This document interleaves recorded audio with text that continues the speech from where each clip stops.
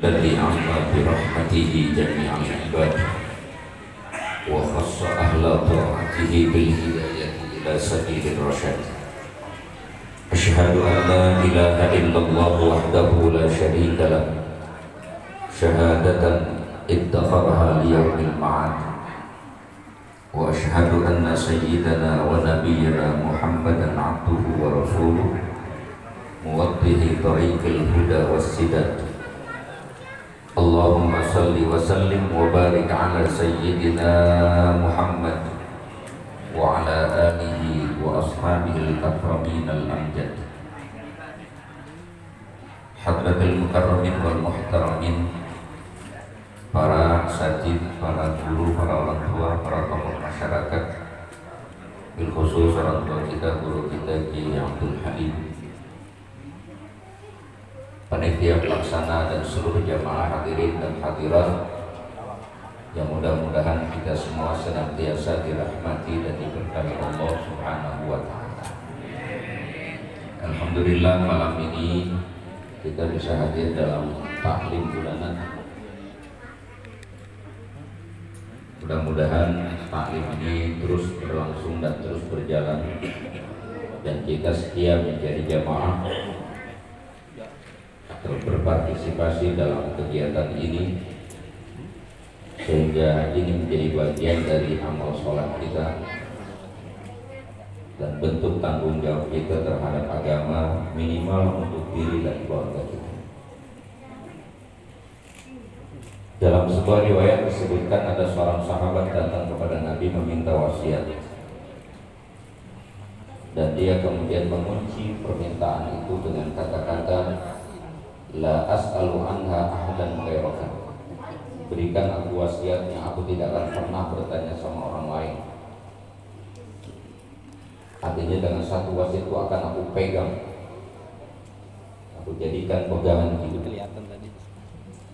Maka Nabi mengatakan, qul amantu billah tsumma istaqim. Katakan, aku beriman kepada Allah, kemudian istiqomah lengkap dengan imanmu. Hadis ini kalau kita tarik kepada Al-Quran, ada dua ayat dalam Al-Quran yang senada dengan ayat 3 sabda. Surah Hamim saja ada ayat 30 dan surah Al-Aqaf. Di sana ada ayat yang bunyinya, innal ladzina qalu rabbunallah tsumma istaqamu tatanazzalu alaihimul malaikatu alla takhafu wa la tahzanu wa abshiru bil jannati allati kuntum tu'adun. Sesungguhnya orang-orang yang mengatakan Tuhan kami adalah Allah, lalu mereka istiqomah dengan imannya, maka di saat-saat akhir kehidupannya yang sangat menentukan manusia itu nasibnya, yaitu saat sakaratul maut. Itu aja, jangan geser ke sini. Ini biar Malaikat turun dari langit. Tatanazzalu itu bukan turun satu, turunnya banyak, untuk memberikan pendampingan saat sakaratul maut. Dalam riwayat dikatakan saat itu iblis itu, setan itu hadir dengan kekuatan penuh untuk membuat kita ingkar di hari-hari terakhir, di detik terakhir kehidupan kita. Tapi orang-orang yang selama hidupnya istiqomah dengan imannya, hari itu mendapatkan pendampingan malaikat. Bukan sekedar mendampingi, malaikat itu pun kemudian memberikan kabar gembira, bil jannatil lati kuntum tu'adun, dengan sorga yang telah Allah janjikan. Di surah sebelahnya, di ayat yang berbeda, di ayat surah sebelahnya itu ada ayat yang senada, innal ladzina qalu rabbunallahu tsumma istaqamu fala khaufun 'alaihim wa la hum yahzanun. Orang-orang yang mengatakan Tuhan kami adalah Allah, lalu mereka istiqomah, maka Allah katakan hidup mereka tidak akan diliputi oleh ketakutan, kekhawatiran maupun duka cita. Kalau orang hidup udah nggak ada takut, nggak ada duka cita, berarti hidupnya bahagia. Untuk mencapai itu, orang harus memiliki keimanan yang kuat dan keistiqomahan dalam iman.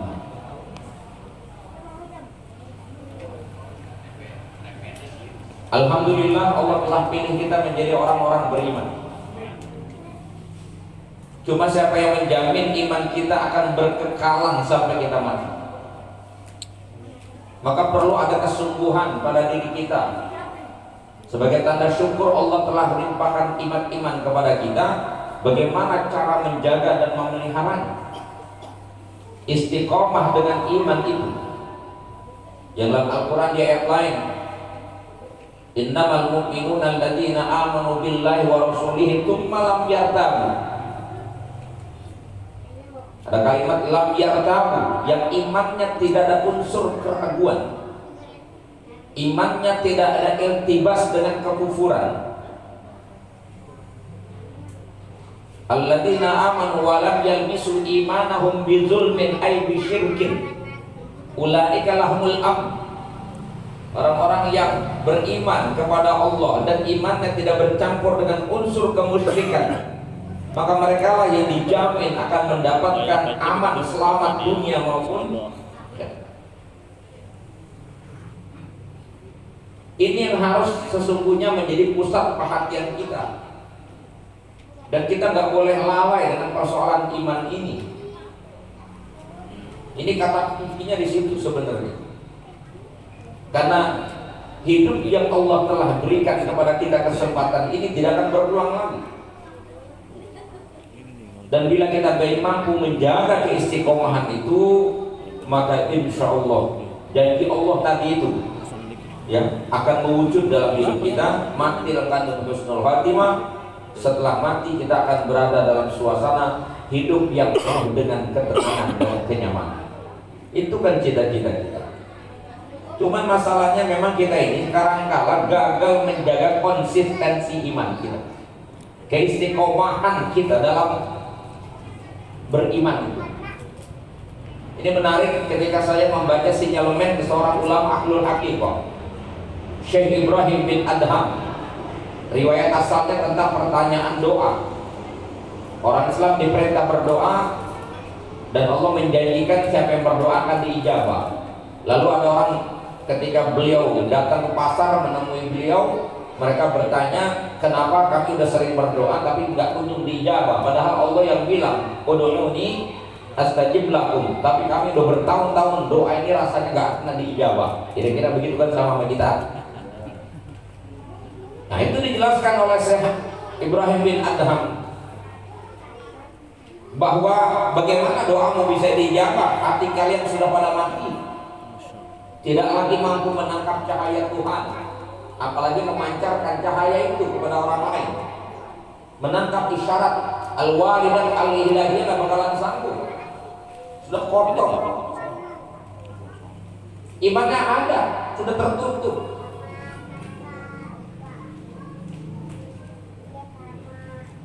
Maka kalau kita ingin melihat sejauh mana konsistensi keistiqomahan kita dalam iman, atau apakah kita termasuk yang tidak konsisten dengan iman, kita bisa mengukur lewat sinyalemen ini. Ada 10. Bapak Ibu gak usah ngapal, penting ingat aja ya, biar saya ngapal. Nanti perhatikan, ada nggak yang nempel di diri kita dari 10 hal ini? 1. Araftumullah walam tu'addu haqqah. Kamu mengaku beriman kepada Allah, tapi kamu enggak menjalankan kewajiban yang menjadi haknya Allah. Paham? 2. Qara'tumul Qur'an walam ta'malu bihi. Kau baca Quran tapi tidak kau amalkan isinya. Yang ketiga, idda'aitum hubba Rasulillah wa taraktum sunnatahu. Kamu mengaku mencintai Rasulullah tapi kau tinggalkan sunnah-sunnah. Yang keempat, idda'aitum dukhulal jannah walam ta'malu laha. Kau mengaku ingin masuk surga tapi kamu tidak beramal yang bisa menghantarkan dirimu ke dalam surga. Yang kelima, idda'aitum an-najata minan nar wa ramaitum fiha anfusakum. Kamu seringkali mengaku ingin selamat dari neraka, tapi seringkali juga kau lemparkan dirimu ke dalam api neraka dengan maksiat. Yang keenam, idda'aitum adawata syaitan wa ata'tumuh wa wafaqtumuh. Kamu mengaku bermusuhan dengan setan, tapi nyatanya kau selalu taat dengan ajakan setan dan perbuatanmu sama dengan perbuatan setan. Yang ketujuh, Qultum annal mauta haqqun wa lam tasta'iddu lah. Kamu mengatakan mati adalah sebuah kepastian, tapi mengapa kamu tidak mempersiapkan diri untuk menghadapi mati yang sudah pasti? 8. Dafantum mautakum wa lam ta'tabiru bihi. Kamu sudah sering nguburin orang mati, tapi kamu nggak mampu mengambil pelajaran. Kau saksikan orang mati di kuburan, gak ada yang bawa apa-apa. Mobil nggak dibawa, harta nggak dibawa, tapi hidupmu, rumah nggak dibawa. Yang kau hiasi duniamu, akhirat tinggal kau hiasi. 9. Akaltum nikmata rabbikum wa lam tashkurulah. Kamu sudah banyak menikmati karunia Allah, tapi kamu tidak pandai mensyukurinya. Dan yang ke-10, istaghaltum bi'uyubi ikhwanikum fala tarawna uyuba anfusikum. Kamu selalu sibuk dengan aib orang lain sehingga kamu lupa dengan aib dirimu sendiri. Cukup 10 ini. Cukup 10. Kira-kira tuh yang nempel di kita yang mana tuh? Kalau nggak ada mah keren, wali bapak kalau nggak ada. Hah? Oh nggak ada, dia ada semua. Berarti semuanya lengkap ada di diri kita itu 10. Jujur Pak. Benar Pak, memang begitu. Contohnya kelakuan kita dalam hidup bertetangga, bersaudara, bergaul, kan kita lebih sibuk ngeliatin salah orang, nyinyir sama perbuatan orang, bukan islah, bukan memperbaiki keadaan, malah memperkeruh suasana. Kalau melihat orang salah kita berniat memperbaiki itu bagus. Yang ada bukan memperbaiki, malah orang salah malah menjadi fokus kita untuk menjadi pembicaraan. Nyinyir, si fulan begini, si fulan begitu. Dia mau, padahal dia lembu. Betul. Kita pintar nyalain orang, padahal diri kita juga pernah melakukan yang sama. Itu jangan dikira nggak akan merusak iman kita. Kualitas keimanan kita bisa dirusak dengan sikap-sikap seperti itu. Itu 10 tadi. Saya balik yang pertama kan. Nomor 1. Kau mengatakan mengakui Allah sebagai Tuhan, tapi tidak kau penuhi haknya Allah. Apa haknya Allah?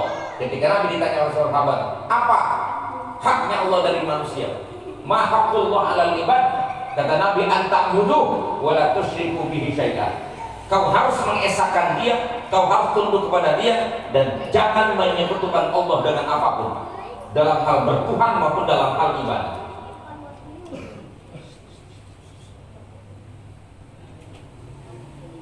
Dan itu dalam praktek sholat ada semua, tapi konsistensinya yang tidak ada. Jadi kalau saya minjem bahasa TikTok nih begini, bahasa TikTok nih, ngaku doang beriman gitu kan, ngaku beriman tapi tidak mau tunduk. Ini bahasa TikToknya begini, ngaku doang ganteng tapi lemah. Nah, itu bahasa TikTok tuh. Kalau bahasa tadi, ngaku doang mukmin, ngaku doang Islam tapi tidak ibadah. Ada yang begitu? Banyak. Cuma ngaku-ngaku doang, tapi kemudian merasa yakin aman mau masuk surga. Saya sering banyolin yang kayak gini, dia bilang, gigi lu betato. Enak bener ini. Ditentukan oleh Allah dalam Al-Quran.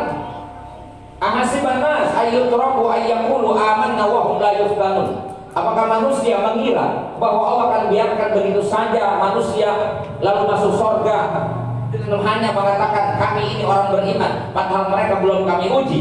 Walaqad fatanna alladziina min qablihim fala ya'lamanna Allahu alladziina shadaqu wa la ya'lamanna al-kadzibin. Pasti akan kami uji sebagaimana telah pernah kami uji keimanan orang terdahulu, sehingga Allah tahu siapa yang benar iman mereka dan siapa yang dusta dalam iman. Kata ulama ada 3 bentuk ujian keimanan manusia. Pertama, diuji dengan perintah sejauh mana taat, diuji dengan larangan sejauh mana dia mau menghindar, dan diuji dengan musibah sejauh mana dia bisa sabar. Makanya kalau sholat ada perintah begini bunyinya, wa'mur ahlaka bis shalah wasqabir 'alaiha. Perintahkan keluargamu sholat dan bersabar dengan perintah sholat itu. Maksudnya dalam situasi kondisi apapun, sholat itu tidak boleh lepas dari dirimu. Kamu harus lakukan itu sampai Allah kasih jaminan. Kalau orang ketakutan dengan sholat, ngabisin waktu sehingga susah nyari rezeki, Allah berikan gempuran keyakinan bagi kita. La nas'aluka rizqa nahnu narzuquka wal 'aqibatu littaqwa. Kamu jangan khawatir, tidak kami bebani kamu urusan rezeki, kata Allah. Kami yang akan beri rezeki sama kamu, tapi syaratnya ada nggak orang Islam sekarang yang nyari duit gak kesembahan? Banyak. Itu kan masalah konsistensi kita. Yang udah sholat pun sering gagal juga menjaga konsistensi sholatnya. Coba lihat, Allahu Akbar. Apa sih maksudnya Allahu Akbar? Setidaknya kita menyatakan Allah Maha Besar, tidak ada yang besar selain Allah. Tidak ada urusan yang lebih besar, lebih baik ketimbang urusan dengan Allah. Allahu Akbar. Berarti itu sudah menepis yang lain. Lalu dengan lantang kita bilang, wajhatu wajhiyya lilladzi fataras samawati wal ardh. Aku hadapkan diriku bulat-bulat zahiran wa batinan kepada Zat pencipta langit dan bumi. Dilanjut dengan ikrar, inna sholati wa nusuki wa mahyaya wa mamati lillah. Sesungguhnya sholatku, seluruh ibadahku, hidup dan matiku hanya untuk Allah. Keren? Keren? Kalau bisa kayak begitu jempol Pak. Tapi apa begitu kelakuan kita? Mancing kadang-kadang lebih besar daripada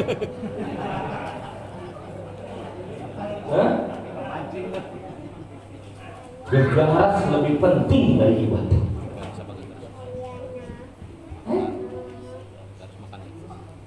Hidup matiku untuk Allah, karena Dia Tuhanku. Aku tidak akan takut sama yang kecuali hanya pada Allah. Bapak buktinya ini takut sama gini. Sama Tuhan sering bantah, sama ini gak berani bantah. Betul? Salah. Betul di mana? Yang betul tuh lebih takut ke Allah, gitu loh Pak. Tapi nyatanya begitu tuh, betul itu. Lebih takut gini ketimbang takut sama. Nah kita kan ngaji, namanya pengajian. Ya ngaji lah, nggak awak dewek gitu. Anak muda sholat setengah 8 sholat bisa. Sama ikrar, hidup matiku untuk Allah. Jam 8 kan mesti doi, berubah 180 derajat. Aku rindu kamu, aku kangen kamu. Aku tidak bisa hidup tanpa kamu. Aku serahkan seluruh jiwaku untukmu. Ya. Coba itu inna sholati wa nusuki wa mahyaya wa mamati lillahnya kemana? Bibir masih basah. Setengah 8. Terus saya bilang, saya gambarkan itu melihat tingkat konsistensi keimanan. Nenek-nenek ngerti gak konsistensi? Istiqomah, lurus, lempeng, ajem dalam iman. Bergeser ke Al-Fatihah. Di sana setelah kita memuji Allah, mengakui Allah yang akan memberikan balasan, yang kuasa, Rahman dan Rahim, penguasa hari pembalasan, kita bilang iyyaka na'budu wa iyyaka nasta'in. Hanya kepada Engkau kami tunduk dan hanya kepada Engkau kami minta pertolongan. Ini kalimatnya ada stressor di kalimat ini. Asalnya kan rumus dalam bahasa Arab itu ada fi'il, fa'il, maf'ul. Maf'ul itu di belakang. Tapi boleh. Namanya maf'ul muqaddam. Taqdim ma haqqut ta'khir. Mendahulukan kalimat yang mestinya di belakang ditaruh di depan. Lil gharad, karena ada tujuan. Tujuannya apa? Ada titik penekanan. Kalau na'budu iyyaka, kami tunduk kepada Engkau. Tapi kalau iyyaka na'budu, hanya kepada Engkau. Hanya kepada Engkau kami tunduk. Kami ini hambamu, Kau Tuhanku. Kau yang menciptakan aku, yang kuasa menciptakan segalanya. Kau yang berkuasa, tidak ada yang berkuasa kecuali Engkau. Maka hanya kepada Engkau juga kami tunduk kepada Engkau, kami juga hanya meminta dan bersandar kepada Engkau. Kami tidak bersandar kepada yang lain. Kami tidak menambahkan harapan kecuali hanya kepada Engkau, dan kami tidak akan meminta kecuali hanya kepada Engkau. Keren gak? Timbang pengen dagang aja nyari pengasihan ke rumah mbah. Sholatnya iya karena wudu wa iya karena nasta'in, di luar sholat na'budu wa mbah nasta'in. Ada gak? Dagang supaya laris, nyari pengasihan ke rumah dukun, padahal dukunnya dia mantan pedagang gagal. Dia ngedukun itu modalnya bisa-bisa, akhirnya dia ngedukun. Yang baru belajar dagang minta tolong. Betul. Ada orang mau naik jabatan, pengen naik pangkat, aku segelas aja kita beli 1.500, dia beli 15 juta. Akhir pengasihan disiram di kantor. Allah yang ngasih dukunnya aja waktu tes PNS kagak lulus.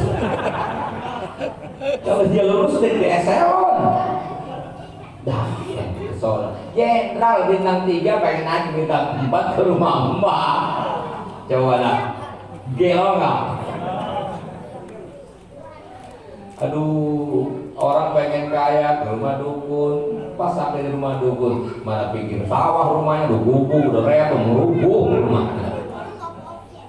Dia kalau bisa bikin orang kaya, dia duluan dia kayain, dan nggak bilang-bilangin sama bapak. Ada anak muda pengen punya bini cantik ke rumah dukun, dukun aja bininya kebilangnya kebina-bina. Tapi dibilang begini, nyampeng hobi dukun mah nggak ngerti. Karena keyakinan dia, sang mbak, sang dukun adalah memang begitu karakternya. Itu manusia sakti. Itu namanya orang pintar. Kan sebutnya gitu ya. Disebut dukun itu orang pintar. Bapak tahu kenapa dukun itu orang pintar? Karena yang datang goblok semua.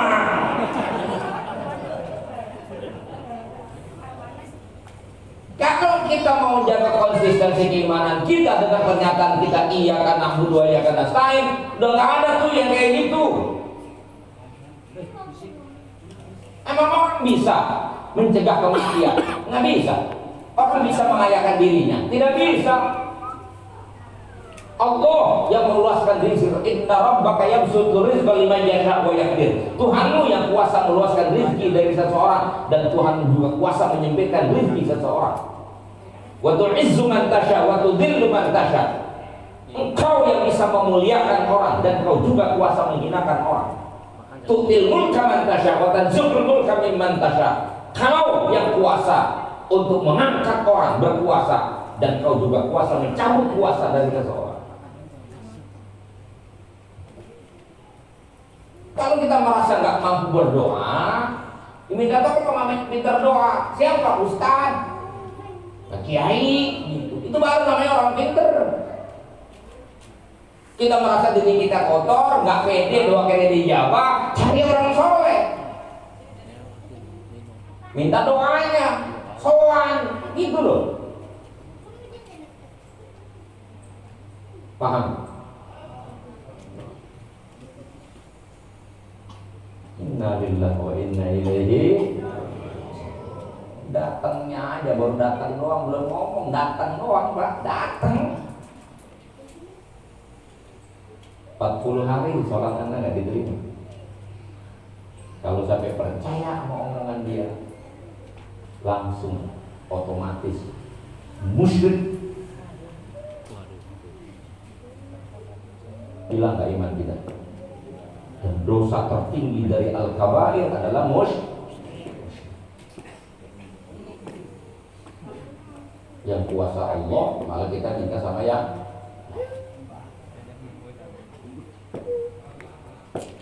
terus. Sholat kita itu kan puncaknya sujud, Pak. Sujud itu adalah simbol di mana manusia rela menyerahkan segalanya, menggambarkan bahwa dia tunduk sepenuhnya. Inqiyad di awamir, simbolnya adalah sujud. Sujud itu adalah bentuk penghambaan manusia yang paling total, di mana kepala kita letakkan di tempat yang paling rendah sejak kaki kita. Padahal kalau kaki bersentuhan dengan kepala pasti ada kata betul. RT atau RW ngomelin Hansip nih malam bisa sabar Hansip, karena 2 bulan lagi lebaran tanggung THR. Tapi kalau Hansip diinjek kepalanya sama RW malam ini, dia gak berpikir THR. Dia udah berhenti malam ini juga. Kenapa? Karena sangat terganggu. Mulia gak kepala kita? Tuh ibu-ibu kalau dibelai sama suaminya seneng gak? Kalau ditoyor, apa itu bedanya? Padahal cuma gerakan doang yang beda. Kalau belai itu dari atas ke bawah, kalau toyor dari samping ke samping. Itu doang bedanya. Tapi ini kalau ini mensimbolkan sayang, ini mensimbolkan penghina. Sakit sih enggak, cuman hatinya sakit karena kehormatannya terganggu. Saya diundang ke kampung ini, diinjek kaki saya maklum dari banyak orang. Tapi kalau sampai kepala saya diinjek sama orang sini, saya nggak buru-buru pulang sebelum saya tahu dia punya jurus apa. Terganggu saya. Hah? Mulia nggak berarti kepala kita? Belum lagi kerawatnya Pak, beda. Badan mah nanti kita tepel doang selesai mandu. Kepala ini, wah, rambut turun di sampo dan kulit sampo merang dulu. Sampai modern 3-in-1. Gak cukup supaya jangan rontok pakai hair tonic. Udah pakai hair tonic juga suka kenik, hanya bikin hairspray. Minyak rambut, ada bris, ada Brill cream, ada tanco yang hijau. Dulu ini enggak? Pakai jam 6 sampai jam 6 lagi belum goyang. Tahu juga dia ya. Muka kadang-kadang pakai sabun juga udah, tambah lagi scrub supaya halus muka kita. Giliran perempuan lagi seru lagi. Padahal perempuan tuh seksi enggaknya diukur dari bodinya. Tapi betapun seksi perempuan diukur dari body sama, habis mandi enduk. Tapi giliran muka itu bisa ngalahin segala-galanya, bahkan belanja dapur bisa kalah dengan urusan muka. Betapa tidak ibu-ibu, dia ngaca di depan kaca. Bedak aja Pak, asal Bapak tahu aja ya, minimal tuh 5 botol Pak, bedak doang. Itu sekali pakai loh Pak. Bukan 5 botol itu ganti-gantian, bukan sekali pakai. Pertama bedak pembersih lengkap dengan kapasnya. Selesai itu digeser ganti bedak pelembab, udah. Habis bedak pelembab ambil bedak dasar, berarti udah 3. Habis bedak dasar baru bedak utama, itu lama tuh ngolesnya, kiri kanan depan belakang turun atas ke bawah. 4 udah kan? Selesai ini dia udah rata, ambil lagi 1 namanya blush on. Ada kuatnya di sini. Itu baru bedak doang. Habis itu ambil lagi alat lain, kayak bolpen begitu. Buat apa? Nih, buat menegaskan ininya nih. Masya Allah. Terus dari situ ada lagi eyeshadow. Jadi 6 warna di kotak kecil dengan kaos skinny kecil. Insinyur teknik sipil bisa ngecat tembok halus, saya nggak heran, ruangnya luas. Tapi Bapak betapa kita tidak salut sama perempuan, mengkombinasikan 6 warna untuk ngecat dinding yang sangat sempit. 6 warna loh Pak. Itu keahlian hanya perempuan yang punya. 6 warna dicampur, masuk di sini, dicampur, dikolek di sini. Kan kalau didandan Bapak jangan ngajak buru-buru ya, takutnya salah. Gak seimbang pewarnaannya, Bapak paksa buru-buru keluar, akhirnya hijau jadi kanan, kuning di kiri. Gak jelas itu begini Bapak. Nah, biarin. Habis dari situ turun ke bawah eyeliner. Ini urusan ini, pakai sifat ini dari duduk sampai berdiri, sampai duduk lagi.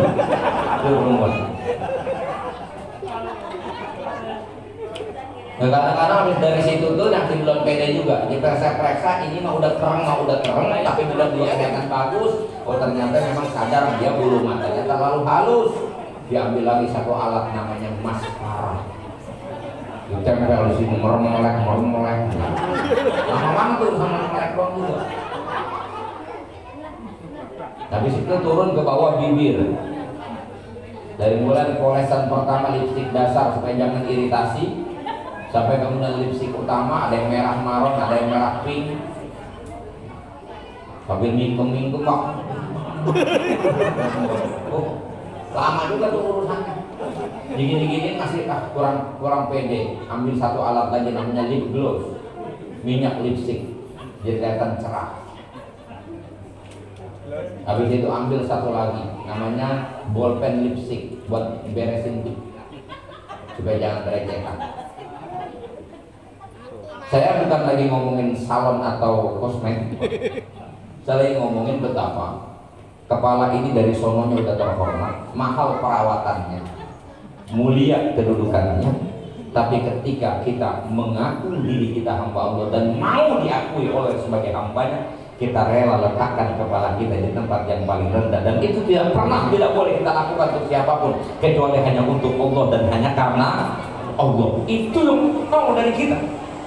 Tapi bukan cuma sedang naruh kepala, letakkan seluruh kebesaran kita untuk Allah, inqiyad di awamirihi. Makanya ayatnya bukannya if'alus sholat, tapi aqimus sholat. Kalau kerjakan sholat, adus sholat, tunaikan sholat, selesai. Ini ayatnya aqimus sholat, sholat kau kerjakan, nilai-nilai sholat itu kau bawa dalam jalan hidupmu. Jadi kita sholat di luar sholat itu yang paling sulit. Kalau sholat di dalam sholat, anak bocah yang bisa sholat Pak. Tapi sholat di luar sholat Allah bagaimana? Nilai tauhid dari Allahu Akbar. Iya karena guru, iya karena sta'innya, sampai simbol sujudnya itu mengejawantah dalam bentuk perilaku kita yang utuh. Itulah muslim. Dan kita tutup sholat kita dengan salam. Apa itu salam? Salam itu doa. Struktur kalimatnya bahasa Arabnya namanya khobariyatun lafzan insya'iyatun maknan. Bentuknya adalah khobariyah, kalimat berita, tapi maknanya adalah insya'i, yaitu doa. Assalamualaikum warahmatullahi. Semoga keselamatan dan rahmat Allah terlimpah untuk kamu. Kamunya siapa? Kamunya adalah hamba-hamba Allah, hamba Allah yang mana? Dengan isyarat kita nengok ke kanan, Assalamualaikum warahmatullahi. Artinya kita bilang, semoga keselamatan dan rahmat Allah terlimpah untuk kamu yang ada di pihak depan saya, kamu yang ada di samping kanan saya. Itu salam kita yang pertama. Salam kita yang kedua, kamu yang ada di kiri saya, kamu yang ada di belakang saya. 4 penjuru mata angin. Kita doakan manusia supaya mendapatkan keselamatan. Kita doakan orang untuk mendapatkan limpahan kasih sayang Allah. Sempurna nggak kita jadi manusia kalau begitu? Menghamba kepada Allah, lalu kita menjadi hamba Allah yang memberikan manfaat bagi hamba-hamba Allah yang lain. Artinya orang kalau udah sholat, hidupnya harus menjadi sumber damai bagi orang, menjamin kedamaian, bukan cuma untuk dirinya tapi wujudkan damai bersama. Logikanya juga begitu. Kita yang doain orang selamat, masa sih kita yang mencaci maki orang? Betul. Tapi ada nggak orang suka nyaci maki orang? Ada nggak? Bukan cuma nyaci maki, memfitnah, bahkan sampai membunuh. Kalaupun tidak membunuh fisiknya, membunuh karakternya, ada nggak? Padahal tiap hari kita doain mereka supaya selamat, kita doakan orang supaya mendapatkan rahmat kasih sayang Allah. Tapi kita juga, ya ketika orang dapat rahmat, dapat keuntungan, dapat kebaikan, kita juga gelisah hati kita. Gak boleh lihat orang lain senang, dan senang banget melihat orang lain susah. Padahal kita ingin mintain dia supaya dapat rahmat. Disinilah makanya Nabi mengukur keislaman kita bukan dari pakaian kita. Innallaha la yanzuru ila ajsamikum wala ila suwarikum walakin yanzuru ila qulubikum wa a'malikum. Allah tidak lihat tampang dan rupamu, yang Allah lihat adalah hati dan perbuatan. Maka Nabi membuat standar Siapa sesungguhnya yang pantas disebut muslim itu? Nabi katakan al-muslimu man salimal muslimuna min yadihi wa lisanih. Muslim itu adalah orang yang bisa menjamin keselamatan orang lain dari kejahatan mulutnya dan kejahatan perbuatannya. Bahkan dalam kitab Al-Adabun Nabawi yang mensarahkan tentang hadis ini, kebaikan kita bukan hanya untuk sesama muslim, karena kita bagian dari kehidupan bersama. Lewat ayat innamal mu'minuna ikhwatun fa aslihu baina akhwaikum. Mukmin itu mesti bersaudara. Ayatnya bukan al mu'minuna ikhwatun, tapi pakai adatul hasr innamal mu'minun. Hanya saja yang dikatakan orang beriman itu adalah orang yang hidupnya mau bersaudara. Sehingga Allah katakan fa'aslihu baina akhwaikum. Karena pentingnya bersaudara, maka ketika kau lihat ada dua orang yang bersengketa, ada dua orang yang berbeda, tampillah kamu untuk mendamaikan dua orang yang sedang bersengketa itu. Nah, kalau orang bersengketa kita suruh tampil mendamaikan, itu artinya kita harus lebih